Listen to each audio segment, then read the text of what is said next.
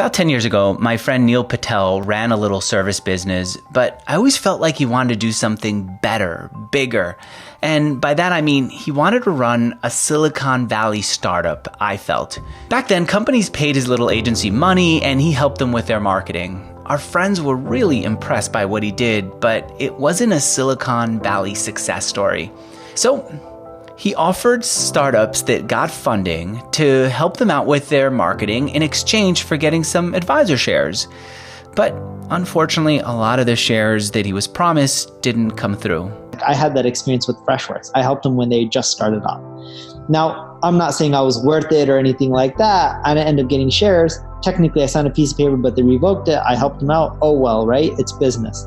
But in general, there's companies that still gave me shares, and I kept helping them. And whether it was Freshworks or anyone else, it doesn't matter. When I look at the numbers, I would have made way more money, like millions of dollars, if I just charged them all for consulting.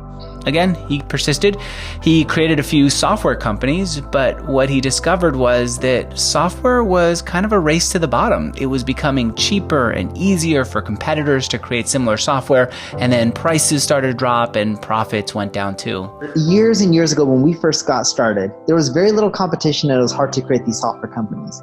Now there's all these platforms and open source, and anyone, any John or Jane down the street can start their own software company in the next day or two. It's not that expensive. Amazon Web Services has made it where it's so easy to create any software company. For that reason, software has become a race to the bottom. No problem. He actually ended up with the ultimate Silicon Valley triumph. He started a software company that raised millions of dollars. Yay, right? Hooray, right? But unfortunately, his well-funded company and all that press made him a lightning rod, and lawsuits and issues just followed, and it eventually became one of the many Silicon Valley companies that got funding and then closed up. Through this whole thing, Neil kept writing though.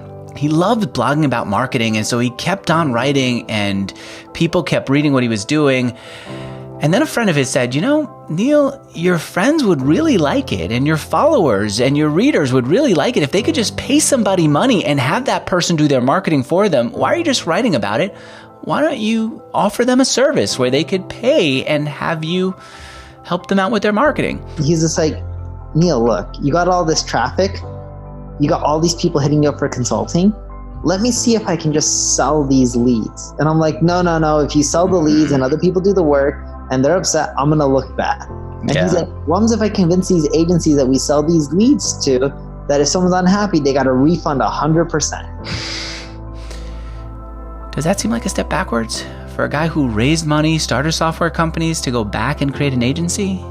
Maybe. Neil resisted it, but his friend kept pushing. Try it, he said. Go for it, he said.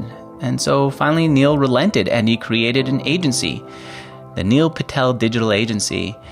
And within a few weeks of launching this thing, it did hundreds of thousands of dollars a month in revenue. He started that and he ramped that up to roughly $500,000 a month. Would you be impressed with that? I mean, a new company doing that kind of revenue?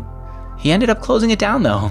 He shifted to selling books. We started selling ebooks and info products, and we're like, let's do this instead. It could make even more. Getting paid for services doesn't really feel like a Silicon Valley success. It's not the type of thing that gets you written up. It's not the type of thing that makes you an overnight unicorn company. I guess I get it. Finally, after all this resisting, Neil decided to go all in on the agency. He relaunched it, he went all in, he started doing the work, he started hiring people to do the work, and this agency of his started growing. I asked him how much revenue he made, but he won't say.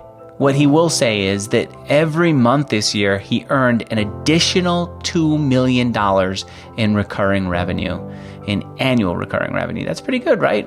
So I keep thinking about Neil Patel and how it feels to me like he didn't value that first thing that he got started with enough. And I ask myself, what am I doing that I'm not valuing enough? What am I taking for granted in myself? And the thing that keeps coming up is my interviews. I've gotten to do so many interviews over the years with people like Neil Patel and get to know them, with people in my audience and get to know them. I've traveled now all around the world almost. My goal is to run 7 marathons on 7 continents this year, and as I travel the world to do interviews all over the world, I'm paying for it because I do interviews with entrepreneurs And the sponsorship money from those interviews more than covers the cost of my trip so far. I guess I'm not taking that seriously enough. And I bet there are other things in my life. Maybe there are things in your life that you're not appreciating enough that we could both be reconnected with and take more seriously. All right, if you want to check out Neil Patel's interview on my podcast where I interview entrepreneurs, I'll link it up below. I'm really proud of it, and his story is amazing, and I've taken a lot from it. Maybe you have too.